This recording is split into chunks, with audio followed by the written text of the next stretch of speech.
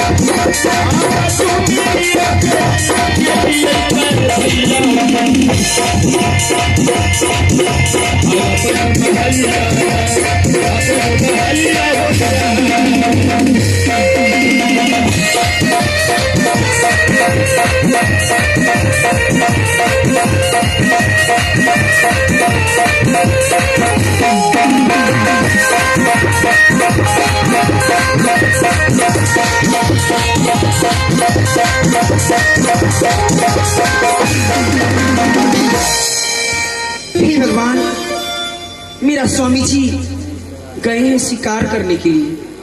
मेरा स्वामी जी बोल के गए हैं कि महारानी में चली आऊंगी, लेकिन अभी तक आए नहीं। इंतजार कर रही हूँ। चलिए। अरे वाह वाह वाह, प्रणाम स्वामी। ओहो, खुश रहो खुश रहो। तबीयत गड़बड़ देख रहे हैं स्वामी जी। सर्दी खांसी हो गया कि ना?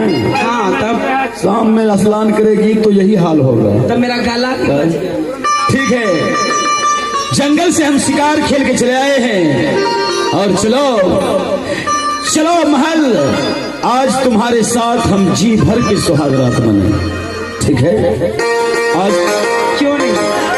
चलिए। हो न? जाने से पहले हम देवा की देव महादेव से विनती करते हैं, हे भोलेनाथ, पुत्र के लिए मैंने दूसरी शादी की। आज छोटी महारानी के साथ सुहाग रात मनाने के लिए जा रहा हूँ। हे भोलेनाथ, इनके कोख से जल्द में ही पुत्र का जन्म देना। चलो चलो महारानी, आज दिन से मैं तुम्हें उतना प्यार करूंगा कभी आंखों से दूर नहीं जाने दूंगा। क्यों नहीं समझ? महामंत्री, तुम भी शायद कुछ कहने के लिए सोच रहा था। दूरे को माइक है इसलिए कि आदमी आसान में रहता है। तो दोनों दिव्य जाए छलो। हाँ। सुहाग रात मनबे ला कोनो चीज के जरूरत तो छो।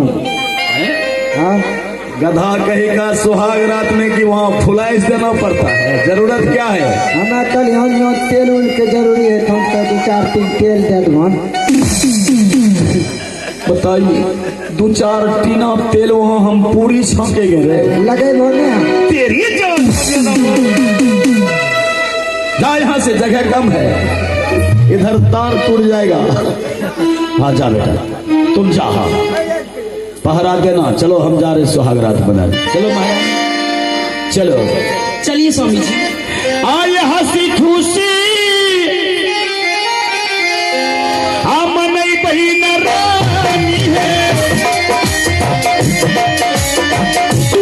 सुहागा जे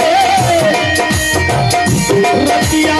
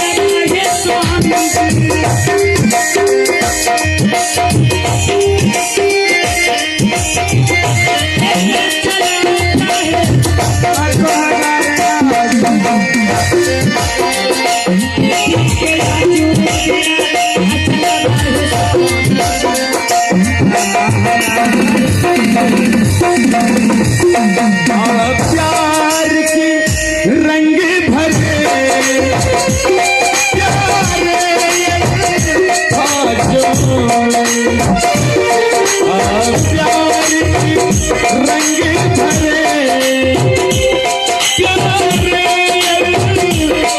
प्यारी